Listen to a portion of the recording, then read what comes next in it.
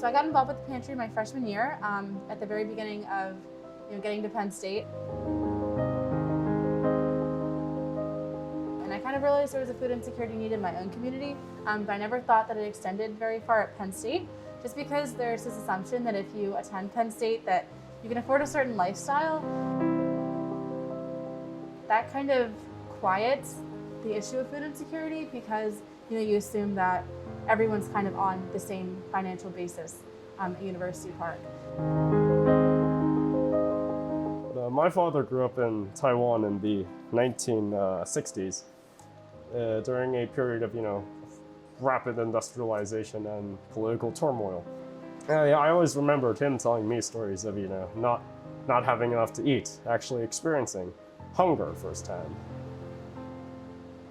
And I think about that a lot because I was fortunate enough to never really experience that in the same way, So I had no idea that food insecurity was such an issue here until I actually got involved with it. It's not just supplying food to students that's going to fix the issue. It's looking at all of that. It's looking at food insecurity, housing insecurity, medical insecurity, and understanding where that stems from. If you're not thinking about the causes and changing the infrastructure that surrounds this issue, nothing's ever going to change. It's just going to be providing the same resources in the same circumstances.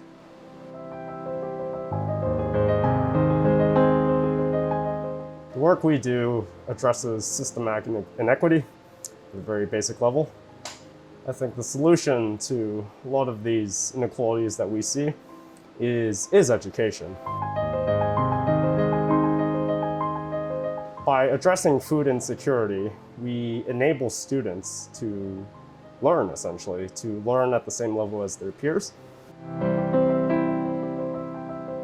Really, what we found is that over the last 50, 100 years, the last several decades, you're seeing much more underprepared, students coming from lower socioeconomic backgrounds, more minority students.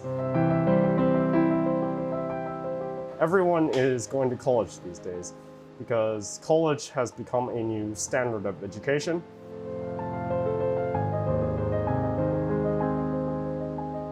I think Penn State has a really great platform to do a lot of good in food insecurity work. It is a really great start to have the pantry and to provide food directly to students, but I also think that Penn State has an obligation to go further than that.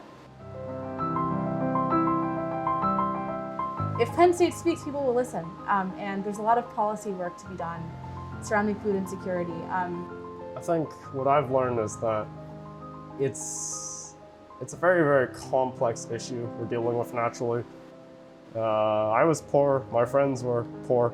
The ones we considered middle class were, well, marginally better than the rest of us, but there were many, many people that I grew up with that I knew whose families were living paycheck to paycheck, essentially.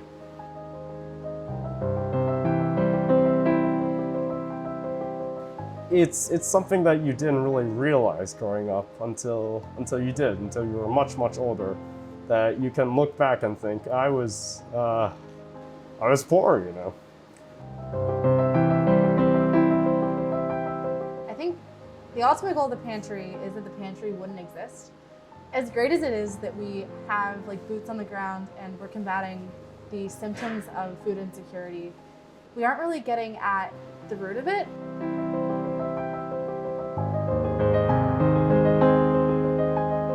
We have such an opportunity to talk about the root issues behind all of this, and I think that as students and as administrators, faculty, we shouldn't be satisfied with just treating food insecurity. We should be striving to actually get at the causes of it and stem it before it even starts. And that's really what I would like to see in the next few years. After I'm gone, unfortunately, I would like to see us progress to that and not become complacent with what we already offer, to strive to serve our students better every year.